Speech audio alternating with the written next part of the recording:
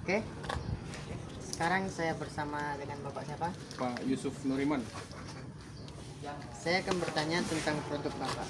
Apakah nama usaha yang Bapak miliki?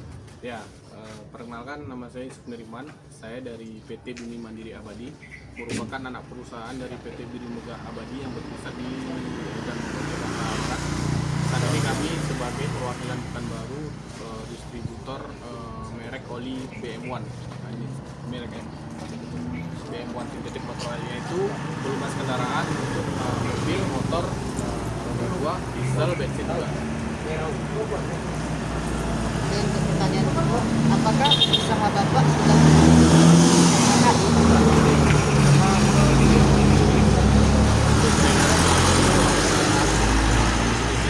Baik itu dari Haki, kemudian ada SNI, ada juga NPT.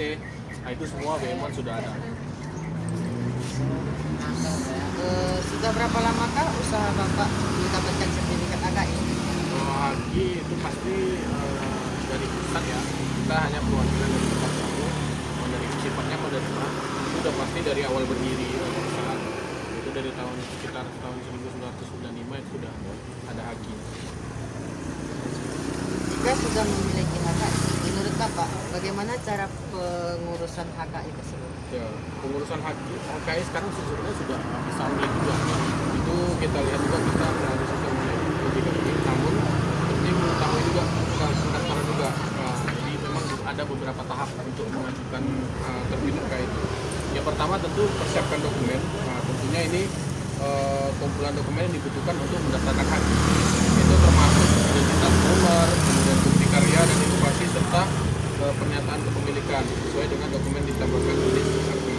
Kemudian registrasi sistem DJKI, yaitu buat akun sistem online-nya juga. Sekarang udah bisa online. Ya, DJKI yaitu yang dibutuhkan setelah akun aktif login dan mulai proses pendaftaran melalui HAKI secara resmi. Kemudian isi formulir pendaftaran. Nah, ini formulir pendaftaran ini terdiri dari dengan data pencipta, deskripsi karya. Berarti kalau kami karyanya adalah pelumas kendaraan. Nanti izin lagi ke bagian migas dan lain-lain juga untuk perizinannya. Kemudian diunggah dokumen, kemudian bayar biaya. Unggah dokumen tersebut ke sistem DJKI juga. Dilakukan pembayaran pendaftaran sesuai dengan ketentuan untuk jenis haki yang diajukan. Kemudian ada juga terima nomor permohonan. Setelah daftar berhasil, kalian akan menerima permohonan juga resmi dan pendaftaran dari daftar resmi tersebut. Kemudian ada proses pemeriksaan. Jadi pemeriksaan ini ada formal, yaitu memastikan semua dokumen itu lengkap dan memenuhi syarat administratif. Kemudian ada pemeriksaan substantif yang berlaku untuk merek, indikasi geografis, berarti lokasi perusahaan berdiri. Kemudian juga ada hak patennya, ada DTLST, desain industri, dan juga kesamaan dengan hak lain. Yang ketujuh ada pengumuman publik, yaitu memberikan kesempatan pihak ketiga untuk mengajukan keberatan untuk merek dan paten. Jadi misalnya kita udah mengajukan kan, kita juga ngasih tahu ke publik nih, mana tahu nanti udah dipakai sama merek lain. Jadi kita harus nunggu dulu ada yang komplain atau enggak. Nanti misalnya ada yang komplain itu akan ke pihak lainnya. Misalnya nih kita BM1, oh ternyata BM1 udah ada daftarkan sama perusahaan lain. Jadi nanti siapa yang paling awal ataupun siapa yang paling administrasinya bagus itu yang menang, atau siapa yang lebih awal. Jadi bukan bisa daftar langsung daftar enggak juga. Jadi nanti diperiksa dulu ada nggak yang lain.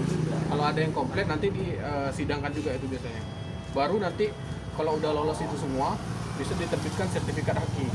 Nah, jika semua pemeriksaan lolos, DJKI itu menerbitkan sertifikat HAKI sebagai bukti kepemilikan legal dan karya atas inovasi atau produk kita itu sendiri. Itu dia. Apakah ada kendala selama mengurus HKI? Pasti kendala pasti banyak didapat dari kayaknya administrasi itu biasa jadilah gimana administrasi kan lama dan lain-lain. Terus juga mungkin waktu ya kan dia nggak bisa cepat juga kan. Butuh waktu yang lama. Iya. Oke, terima kasih.